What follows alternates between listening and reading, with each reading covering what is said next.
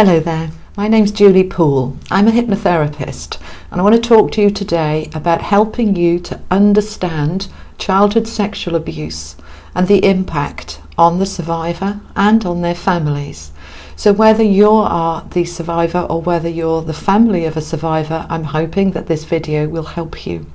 You'll find in the description box below there is a link to my website, and this particular video I've written a fact sheet, an information sheet for you to be able to download free and keep for yourself, so don't feel that you need to take notes. Alright, so I'm going to be giving you some facts and figures because one of the worst things I think for all survivors is this feeling of separation and aloneness, the feeling that they're different, and the feeling of how did this happen. So some of these facts and figures are a little bit scary, but we need to understand them because it will help you to realize that you're not alone. Now, I've got some figures in front of me that I'm going to be looking at, so I'm going to be looking away from the camera a little bit, so please bear with me. All right. So let's start with the definition of childhood sexual abuse, which I'll call CSA for short, okay? So the definition is broader than most people think. It includes any sexual act between an adult and a minor or between two minors when one exerts power over the other. This may include forcing, coercing or persuading a child to engage in any type of sexual act, as well as non-contact acts such as exhibitionism, exposure to pornography, voyeurism and communication in a sexual manner by phone or internet. This is all classed as CSA. So let's have a look at some of the details, and I know this is hard reading, but please bear with me. Here are some facts and figures that you need to know. Across the world, 20% of children have been sexually abused. In the United States, 16% of men and 26% of women have been sexually abused in childhood. That's 1 in 4 or 5, that's huge. According to the NSPCC in Britain, 5% of children in the UK have been sexually abused, but most studies put it at much higher, at around 10%. And please bear in mind, these are only the figures that have been reported. The majority of people do not report their abuse. I've been working with survivors for about 7 years now, and I have never ever had any survivor tell the police, and most have not told their family. So these figures of all the people I've worked with wouldn't show up on the figures. So when we're looking at these figures, this is just the tip of the iceberg. It's important to know that. So study shows that abuse involving either physical penetration and abuse involving a father or a stepfather has greater long-term harm. Now, this doesn't in any way diminish abuse without penetration or from a non-parental family member, but the clinical studies demonstrate that the long-term effects have a more destructive force, often leading on to severe destruction such as substance abuse, eating disorders, suicide and self-harm. Survivors of CSA have a feeling of isolation and stigma, as well as dreadfully poor self-esteem.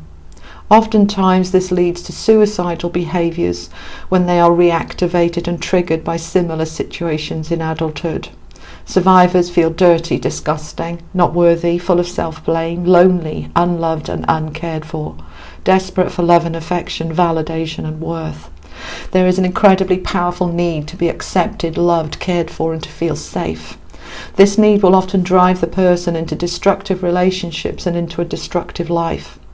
Survivors are far more likely to develop anxiety disorders, particularly post-traumatic stress disorder, and even experience psychotic symptoms. Adults over 25 who have experienced CSA are twice as likely to attempt suicide as those that haven't. That's a lot. But if we look at the figures for 13 to 25-year-olds, it's not twice as many, it's 10 times as many. So 13 to 25 is the huge risk time of suicide, where basically the trauma and disgust that they feel becomes so overwhelming they don't want to be here anymore. So if this is you, understand that the fact that you're still here shows how very, very strong you are. And for the families of survivors, please understand what your loved one is living with every day. and give them the support and the love that they need. Let's move on to some other figures. Roughly a third of all sexually abused children have attempted suicide, and 43% have thought about it. That's nearly half. 70% of all psychiatric emergency room patients report a history of CSA. So these are the people who have got so desperate they've checked themselves into a psych unit or been sectioned. So let's talk about the head, and in particular the brain. CSA has programmed the brain to be on constant danger alert. There is a part of your brain called the amygdala and the hippocampus. These are the emotional centres of the brain, and they've been proven and shown within studies when somebody has been sexually abused to be far more active than somebody who hasn't been abused, which means that basically, what does that mean? It means that your danger radar is constantly on high alert. And because it's on such high alert all of the time, you're constantly anxious.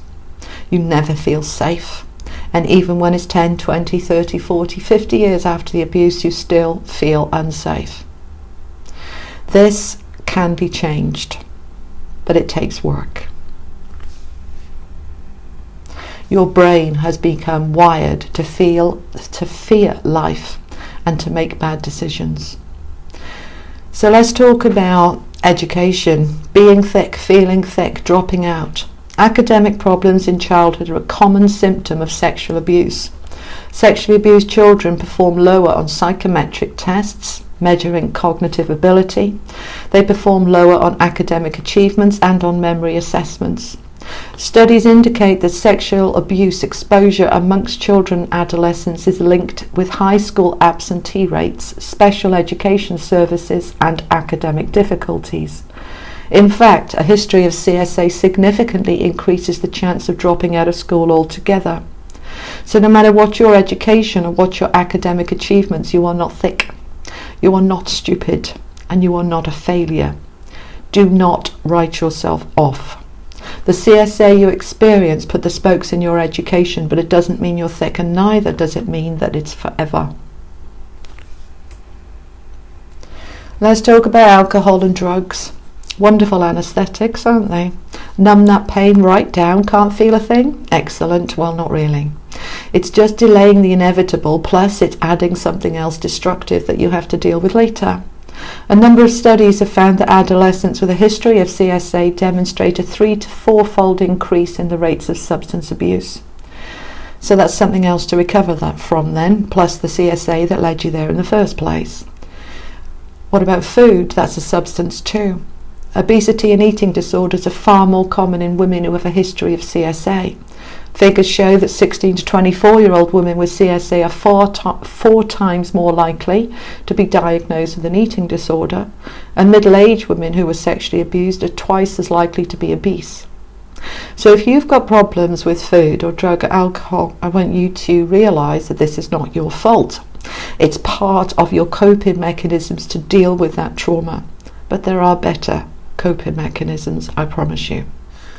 So I'm giving you all of this figures, horrible though they are, because survivors that I've worked with feel that they've done something wrong. They're the odd one. It must have been their fault because these sorts of things just don't happen.